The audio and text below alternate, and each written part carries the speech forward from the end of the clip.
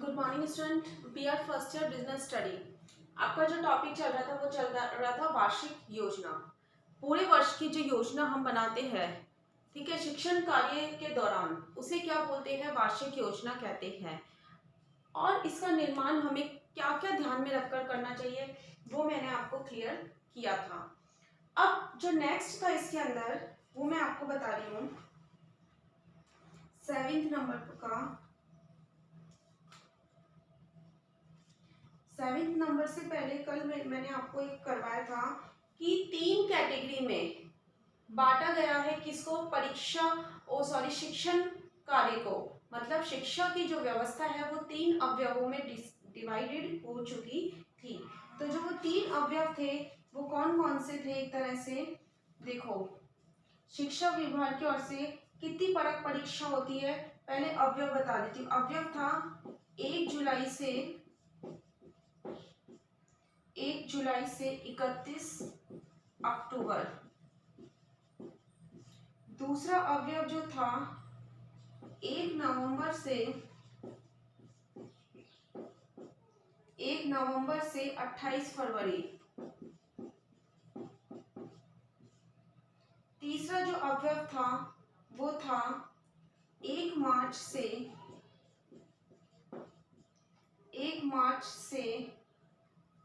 16 मई। अब शिक्षा विभाग के अनुसार इसी के अंदर हमारे परीक्षा आयोजित होती है। तो जो हमारी परीक्षा आयोजित होती है विभाग के अनुसार वो होती है प्रथम, द्वितीय और तृतीय। ठीक है, प्रथम, द्वितीय और तृतीय परख परीक्षा।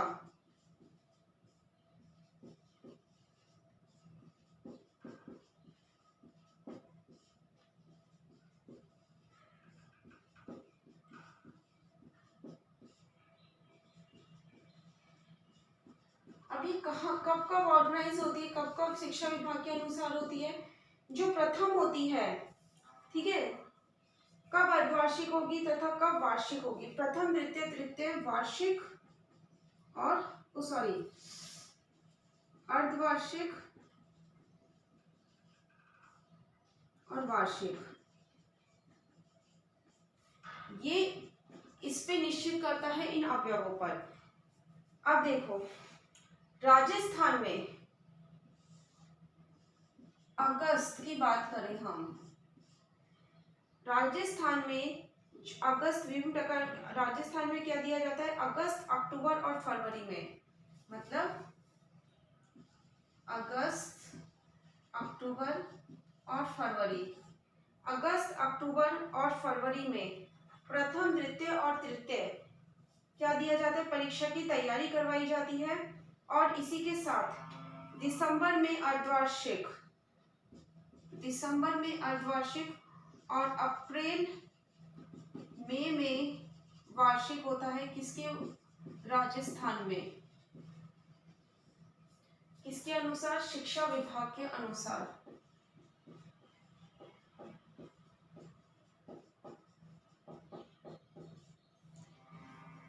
समझ में आई बात।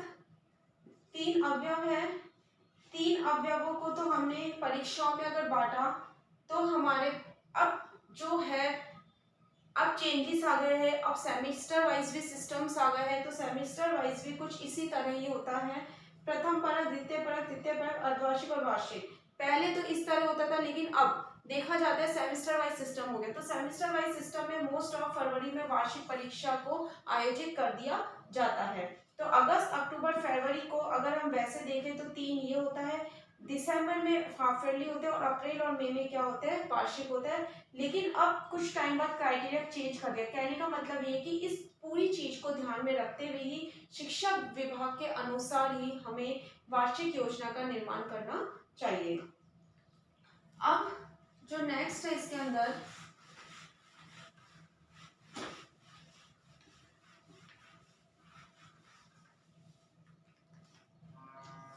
सेवेंथ नंबर,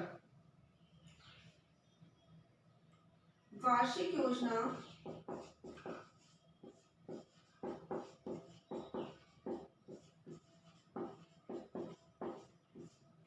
बनाते समय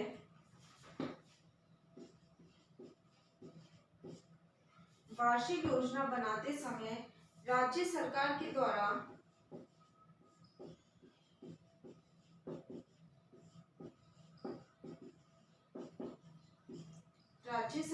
द्वारा निर्धारित अवकाश सूची का भी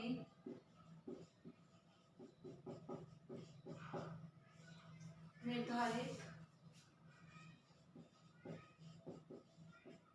अवकाश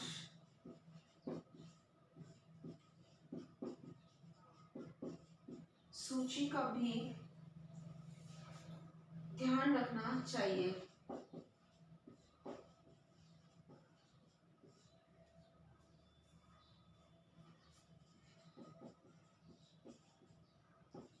राज्य सरकार द्वारा निर्धारित अवकाश सूची, अगर हम टोटल डेज देखें तो टोटल कार्य दिवस होते हैं कितने हमें मिलते हैं 248 मिलते हैं। 248 कार्य दिवस हमारे पास होते हैं। अब 248 दिन में ये जो 248 डेज होते हैं इसमें जो परीक्षाओं का एग्जाम्स जो होते हैं उसके 30 दिवस माने जाते हैं। उसके कितने दिवस माने जाते हैं 30 दिवस। जब उसके 30 दिवस माने जाते हैं तो हमारे पास बचते हैं 248 माइनस 30 इक्वल्स टू 218। अब हमारे पास कितने दिन बचते हैं 218 दिन हमारे पास बचते हैं। अब इन 218 दिन में विभिन्न प्रकार की प्रतियोगिताओं को आयोजित किया जाता है, विभिन्न प्रकार की सहगामी क्रियाओं को बताया जाता है, विभिन्न प्रकार की खेलकूद जो होता है, मतलब इस तरह हम ये मान लेते हैं एक जो वीक हमारा होता है एक तरह से स्पोर्ट्स डे के नाम से जाना जाता है। और उस स्पोर्ट्स डे में स्पोर्ट्स भी होते हैं या वीकली जो हम देखते हैं विभिन्न प्रकार की हम जो क्रियाएं करते हैं बच्चों के साथ करवाते हैं उसके भी दिन इसके अंदर माने जाते हैं। तो उसके अंदर खेलकूद प्रतियोगिताएं वगैरह ये सब आती है। तो 218 में से कितने दिन उस चीज को वीकली को बताया गया है, एक तरह से वीकली को बताया गया है 8 दिन। कितना बताया गया है इसको हमारे पास 18 डेज वीकली होता है 18 डेज। ठीक है। अब 18 डेज में क्या होता है देखो,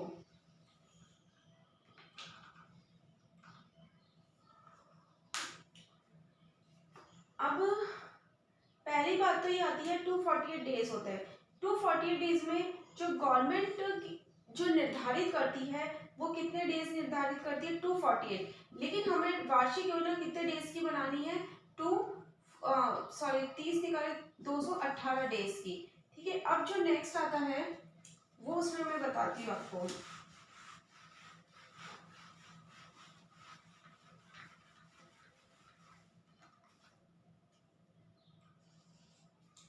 एट्थ नंबर है वार्षिक योजना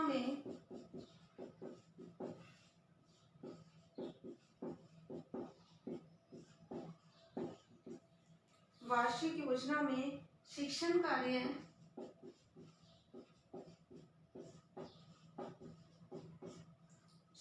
कार्य तथा अन्य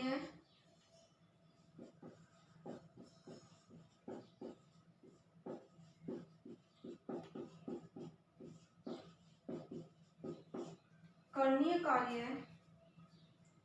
का अलग अलग तथा स्पष्ट उल्लेख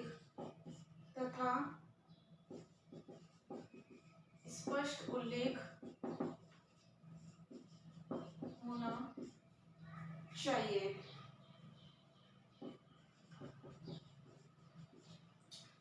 248 थे, 30 एग्जाम्स के हो गए तो अब कितने दिन बचे थे हमारे पास 218। अब 218 दिन में 18 डेज जो है वो अन्य क्रियाकलाप के लिए माने जाते हैं। तो अब हमारे पास कितने हो गए 218 माइनस 18, अब हमारे पास हो गए 200 डेज। और 200 डेज की ही हमें क्या बनानी चाहिए वार्षिक योजना बनानी चाहिए। क्लियर हो गया कि हमें हैंडल करना है किसको शिक्षण कार्य को और करणीय कार्य को एक तरह से हैंडल करते हुए लेकर चलना चलना होता है।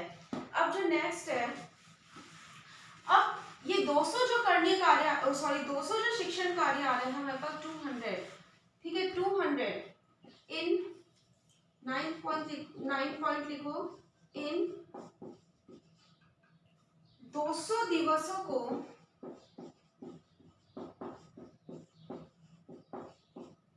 200 दिवसों को निम्नलिखित कार्यों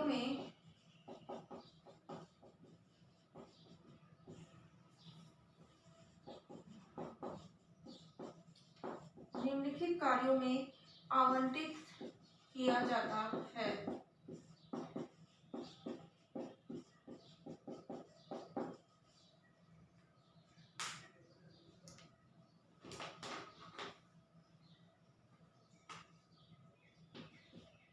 विकासात्मक शिक्षण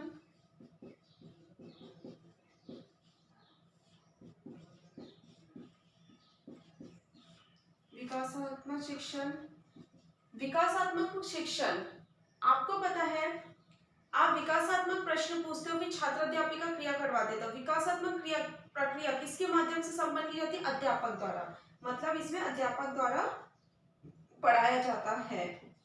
फिर आता है मौखिक कार्य। मौखिक कार्य के बाद आता है इसके अंदर लिखित कार्य। कितना हमने उसको डिस्क्रिप्शन किया है और हमने कितना एक तरह से बच्चों को लिखना बताया है। फिर आता है श्रुति लेख।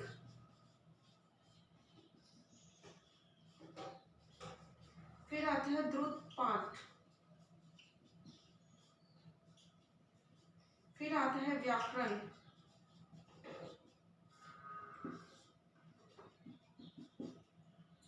फिर आता है रचना, किसके आधार पर? भाषा के आधार पर। और फिर आता है अभ्यास कार्य।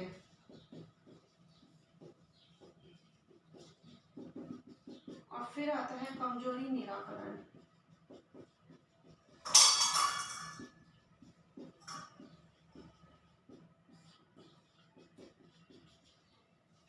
ये हमारे 200 दिन के दिवसों को निम्नलिखित भागों में बांटा गया है।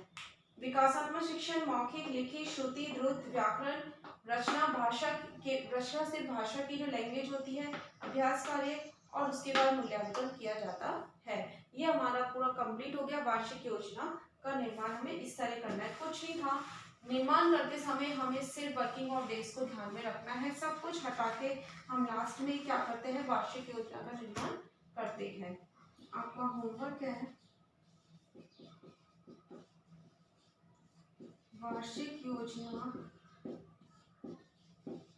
के निर्माण में